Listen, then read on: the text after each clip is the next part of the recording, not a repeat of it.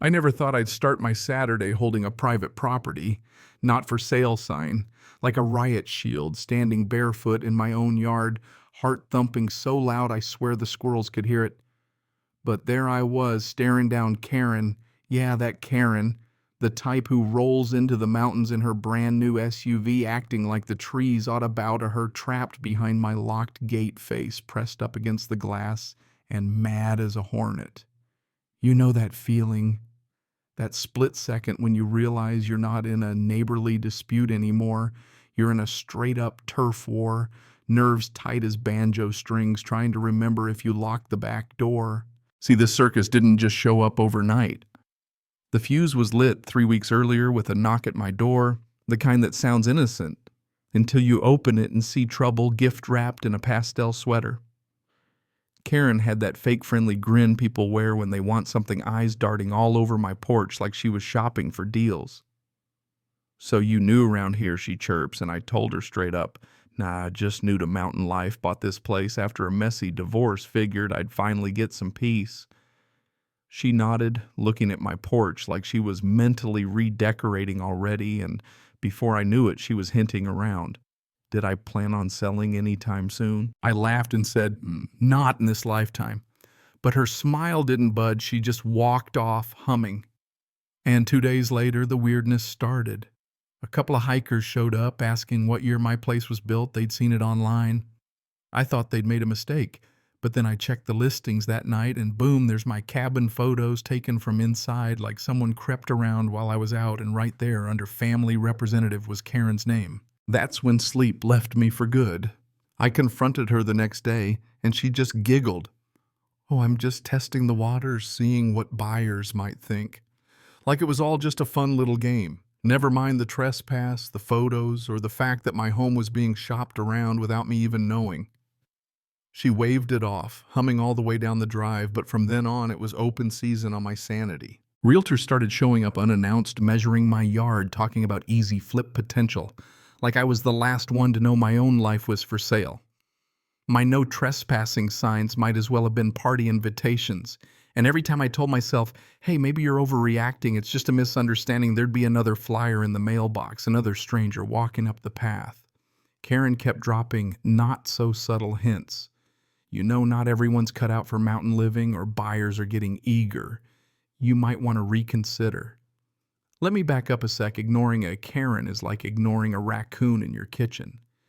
Things only get messier. One night I'm out grilling, minding my business, and I see flashes in the trees, not fireflies, but a phone glinting through the branches. Sure enough, it's Karen snapping pictures, phone held high like she's on a real estate safari. I shouted, but she just grinned and yelled, "Helping a friend." And the next morning there were new listings online with even more photos. Some city slicker shows up asking when the open house starts. And that's when I started double locking doors, sleeping with a bat under my bed, feeling like a character in a bad sitcom. Tried calling the cops. Nobody knew what to do with a neighbor running a make-believe real estate agency. So I started collecting evidence, cameras, photos, every bogus listing, copies of flyers. I made it my hobby to chase off anyone with a clipboard, but Karen kept telling people I was just the caretaker, that I was emotional and squatting on the land she was trying to sell. One afternoon, a buddy called and said, "Hey, did you know your place is listed as a foreclosure, says motivated seller, price to move?" That's when I realized this wasn't about money, it was about power. About Karen proving she could push anyone around if she wanted to. So I dug in. Built a proper gate, painted more signs, stacked legal paperwork as thick as a phone book, called a lawyer, collected every deed, tax receipt, even old birthday cards with my name on them just in case. But the more I pushed back, the more Karen doubled down, fresh flyers in the town square, rumors flying about the angry loaner blocking the sale of the year. She made herself the hero of her own soap opera, and I was suddenly the villain. Here's where the story took a wild turn. There's this old-timer who always hangs out at the local diner, right? One morning he leans over his coffee and whispers, "You know, there's talk about old mineral rights under your land. Folks been digging here since before the highway was built." And just like that, it clicked. Karen wasn't just after the view. She was after what she thought was buried under my cabin, spinning up a gold rush with me in the way. Now it was chess, not checkers. I started posting online, handing out copies of my deed at the farmer's market, showing neighbors the listings, the paperwork, every inch of proof. Slowly, people started to see through the act. Karen got bolder, showing up with surveyors, a couple of men in cheap suits acting like they owned the place, poking at the fence while I stood there with my phone filming everything. The more she tried to intimidate, the more the town started rooting for me. And then came the grand finale. Another Saturday morning, of course it had to be a weekend. Karen showed up with her whole entourage, 2 realtors, a lawyer-looking guy, and 3 investors all strutting up my driveway like they were about to open a winery. They didn't knock, didn't ask, just strolled right in. I waited, let them gather on the porch, then closed the gate behind them with a bang that made everyone jump, padlocked it, and stood there with my sign and a fat folder of paperwork. This is private property.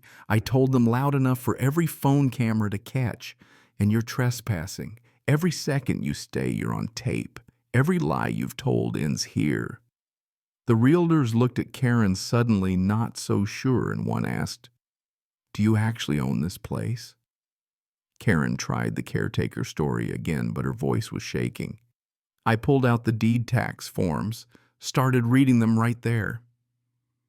People on the trail stopped to watch filming the showdown.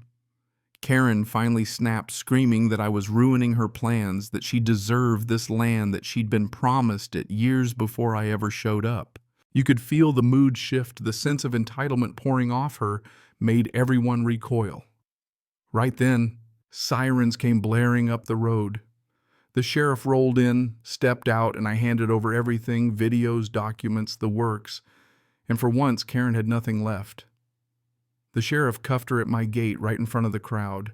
Her fancy SUV got towed.